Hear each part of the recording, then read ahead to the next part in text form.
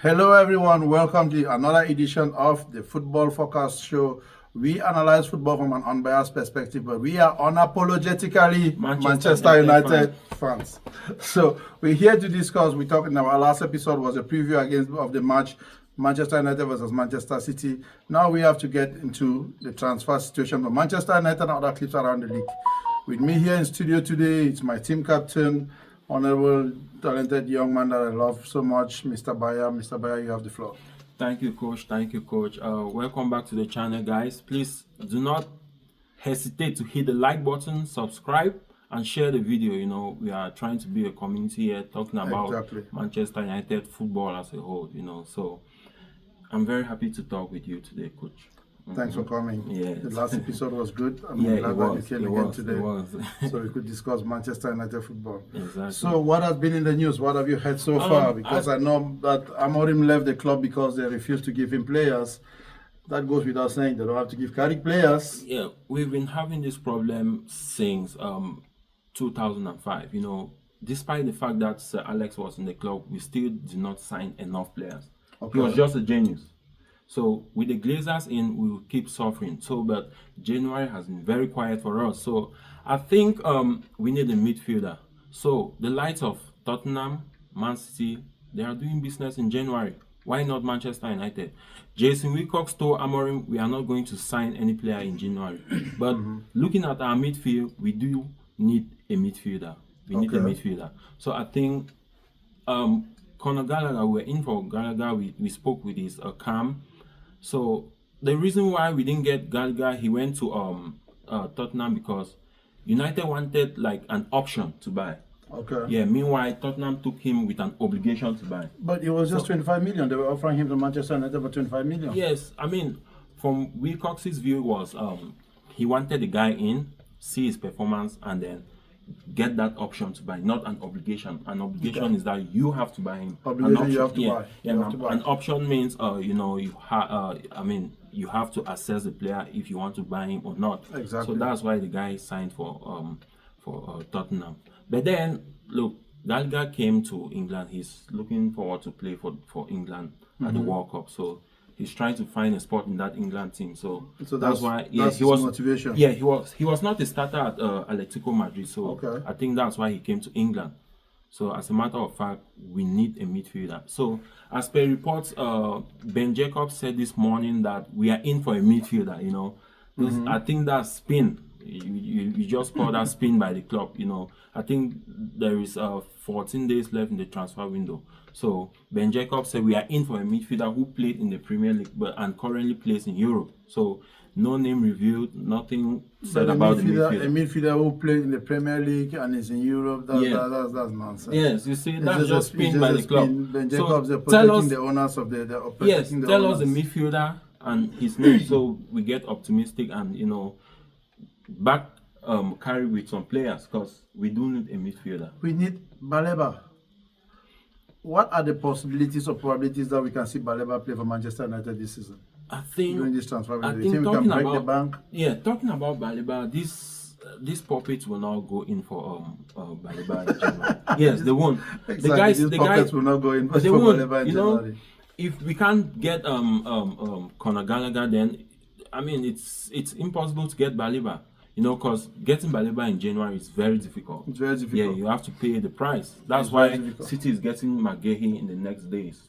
So City have gone out to get McGahey, and they also have Semenyo who came in, and United. And they're second on the league. Yes, City, they're second on the league. We are joint fit, and they're second on the league. We're joint fit. Yeah, they've gone out to get 2 players. McGahey. They have Semenyo. Yes, you know, these are Premier League proven players. And United were still hoping and thinking that we want to sign players over the summer, but we want to magically qualify to the Champions League spots. That's not going to happen if we don't have the manager. You have to back the coach. You know, but for some reason, look, I don't know the project with Carrick. Because if you're backing an interim, it means the coach who comes in might not like some of those players. Exactly. You get my point? So I don't know if Wilcox is about to back Carrick, know that the next coach coming in will work with that project. he's going to work with the project. Because if you say, okay, let's sign Baleba in January, right? Yes. The next coach might come in and not want to use Baleba. That's what true. are your thoughts? That is true.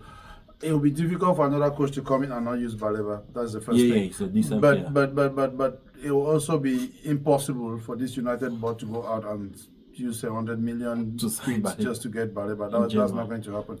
But I think the reason why they went with Carrick is because some of those players in the club were there 4 years ago when he was there as assistant for Ole. So he knows them. He have a relationship with them. That's the first thing.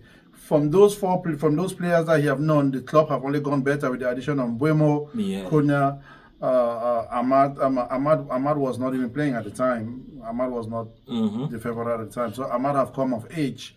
And then you have Sesko. So I think he took the job knowing fully well that the squad has improved from when he left. Exactly. From when he left, the squad has improved. But with the same midfield. Exactly the same midfield. Casemiro and Kobe. And Kobe Maino.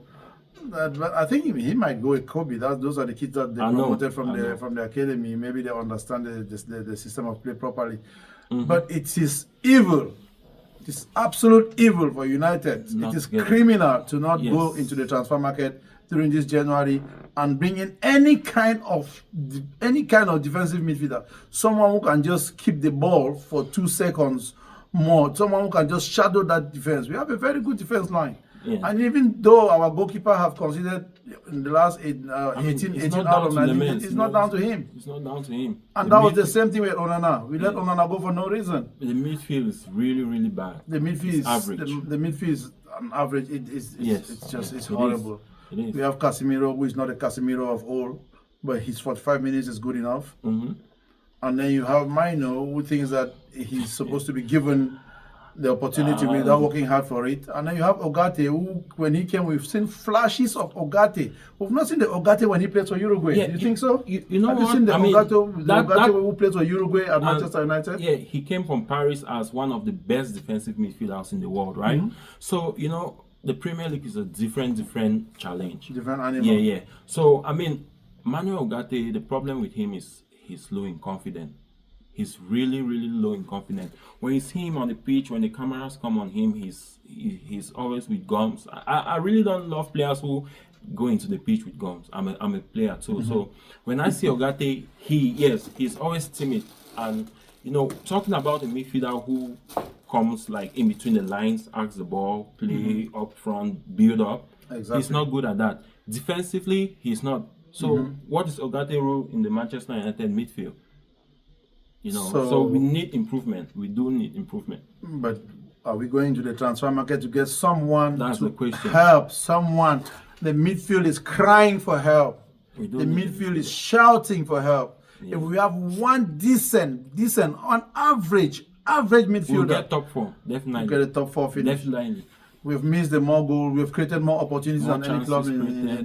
We've scored more goals. Like only Manchester City have scored more goals than United this season. So why are we on the feet? Why are we fit? We are fit because the defense, they're bleeding goals. They're bleeding goals every split second. A 1-0 victory for United is almost impossible. And I'm betting my life that tomorrow United will pull through that and be able to win 1-0 and keep a clean sheet. Yeah, you know what? Because Carrick was a midfielder, so he'll know how to, organize the midfield better. How to build the midfield. Yeah, I think so. Carrick was a midfielder. He's going to get the best out of. Where do Manchester City? Where do they get their own money from? Exactly. We are broke.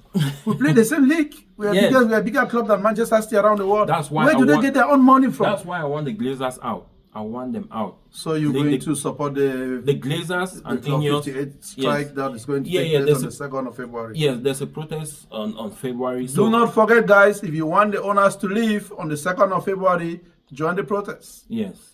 Join the protest and make your voice heard. If they hear you, we're still in the transfer window,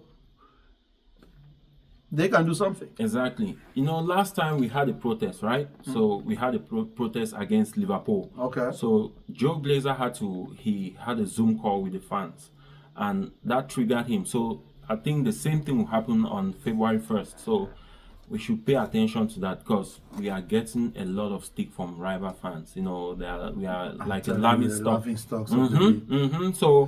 So I think the protest by the 58 is what will help us this season, because I think Glazer should be out and Ineos should be out. Okay. Yeah, Ratcliffe and his whole board, Omar Barada, Jason Wilcox, Fevel, I think they should all leave. But those guys, don't they come from Chelsea, Arsenal, Yeah, I and think- Liverpool? yes. Chelsea, Arsenal, and Man City.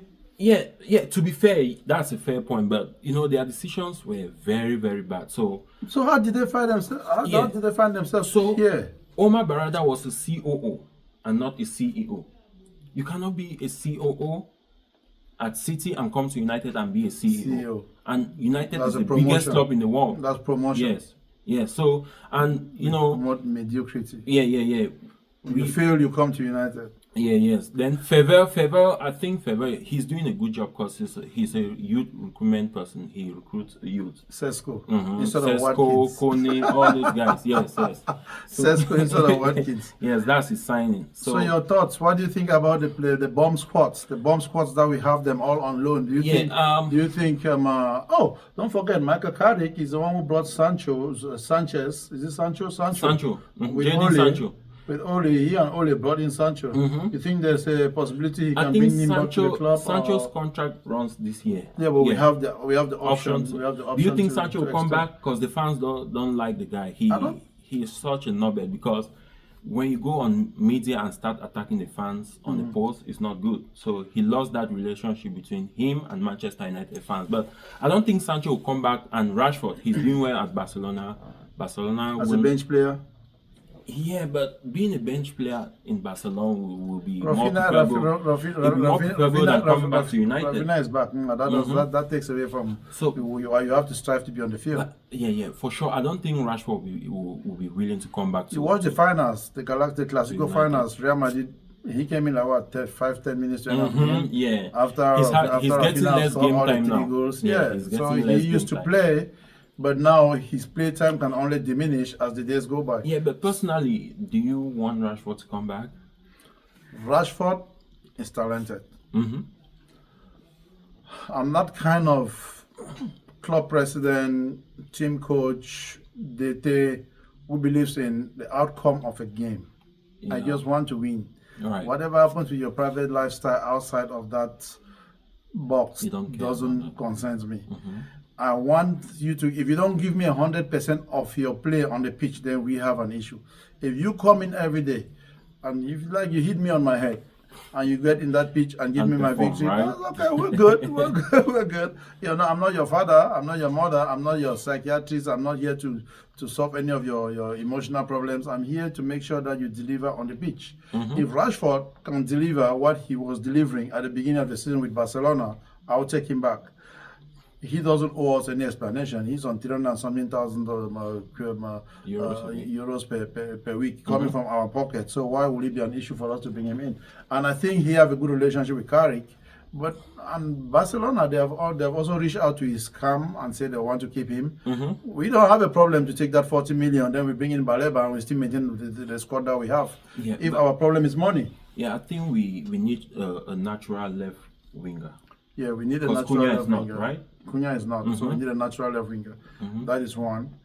And then, what about this Rasmus? Rasmus? Is it that we are just a pit for players, or we are Look. the burying ground for players, or why do players come to us? They don't perform, we get them out on loan, and then they go and they do magical things. Rasmus is almost the doing highest well. goal scorer in Italy. Yeah, he's doing well at Napoli. I think Anthony is doing great at Betis. for Rasmus to come back, it will be a very, very big miracle. Because the guy, before leaving, he wanted to stay. He did everything to stay. Yeah, Rasmus They said, push okay, him out. Yeah, Rasmus said, okay, you guys are bringing in a striker. I want to stay and prove myself. Exactly. And the club said, no, you have to leave. So he left. And I think Napoli is the best choice for Rasmus. I don't think he's going to come back. You think McTominay will come back? Scott, If he were to come back, will you be happy? yeah, Scott is a brilliant player, but we are stuck with number 10s. I don't think, But he he's can going to also fit. play that defensive midfield role. Though. Oh, really? Yeah, Conte play- uses him as a he attacking play- midfielder, yeah, right? yeah, Because that's- Anguissa sits, Yes. then he attacks. Yeah, that's true. So Yes. So we are stuck with number 10s, and Bruno is there, the likes of Mount. So any and news Kobe. about Liverpool transfer? Have they Not yet. They were, so they were in battle with City for Gehi, but from the lost look, that battle. from the look of things, Gehi will be going to Man City. As per Fabrizio this morning, he will sign for Man City. I've heard with that a salary of 350,000 a week. Oh, whoa! Yep. Where did this guy that gets their own money from? I think no, sorry, 300k a week. 300k is still too much for going. That's too much money. I think at Crystal Palace he was earning 50k a week. From 50k to 300k, who will refuse that kind of money? So who will refuse that kind of money? I don't see anyone who will refuse that kind of money. And you know how much they got him for? No. 20 million with 10 million. Oh my God. Yes. 20 million and add-ons of 10 million. And we don't have any decent defender. We're depending on Heaven as our backup at 20 years old. When there are players out there going for that kind of money. That's how far we have fallen off the cliff. We have fallen off the cliff. So basically, if per se, okay, you're a footballer in England, right? You're playing for Crystal Palace. United comes in with its own project, and City comes in with its own project. I'll probably go to City because they have a very, very good vision for me. I'll go to City. I won't go to United because of they sack and hire coaches like nothing, But City is kind of stable. They win trophies every other year, Yeah, they're always with in a contention. good manager. Yeah, always in contention for something. And then Chelsea, any news about Chelsea? Do they have plans to bring in any player? Yeah, for Chelsea, I really don't know. I think they have been quiet. The only thing we've heard about Chelsea is bringing in the new guy. Another Stooge as a coach. Yes. So the only transfer business for Chelsea have been to bring in a coach from one of their projects like in France. Manchester United. Chelsea and Manchester United and Real Madrid. And Real Madrid, they have Arbeloa. He lost to 17th place team in the second tier, and then we got eliminated at home at Old Trafford by Brighton. Brighton Team B. So this football is getting interesting as the days go by, and hopefully something good comes out of it. I don't think Arsenal have any transfer news for Arsenal. For Arsenal, no. I mean, look, with Arsenal, they have like a proper starting 11 and another starting 11 on the bench. So I don't think they're going to do anything in January. I think there is 14 days left in the window. So let's see what happens with Arsenal. They don't need to. They don't need to disturb their system. They're good. I think they're good. Yeah. I think with stroke of luck and a lot more effort, Arsenal, this is the closest they've come to top this league. And if they let it go this year, other teams will adjust, and then they will find it difficult to get in the next 10 years. I wish my Gunners fans, my Gunners brothers luck. I wish Gunners supporters luck. I wish Gunners should win this championship this year. They've struggled for so many years, like Liverpool used to struggle for so many years before they could get their hands on that. Yeah. With Klopp, right? Since the invisible season, it looks like they've not won, right? Since the days of Patrick Vieira. Yeah. So please, Gunners, do us a favor. Anyone else but City. So I guess you get my take. Of course. We cannot do it. We let you do it. Of course. Anyone else but City, please, don't let us down. Yeah, what are your thoughts on Arteta? I mean, if he doesn't take the league this year. If he doesn't take the league this year, it will be difficult for him to win again, but I don't think they should fire him. Then they're just good. They're just good at being number two. Someone can just be good at being number two. If you take out Arteta, who will you bring around the world that can make a difference? I don't think there's really someone out there that can make a difference. And you cannot fault him for being second. At the end of the day, there's just one winner of the league. Everyone else is second. Yeah. There's one winner, and then the other 17 teams. So that's true. If you don't win it, you're second. Whether you're 13, 14, 15, you're second. So this is an opportunity for Arsenal to run with this title. And I think they're not going to let it go. With Saliba is back, Gabriel is back. I love those two guys. Yeah. Solid defenders. This is the dead ball FC. There's dead ball specialists, corner kicks. And, I think they invented that this year. Yes, right? they invented that.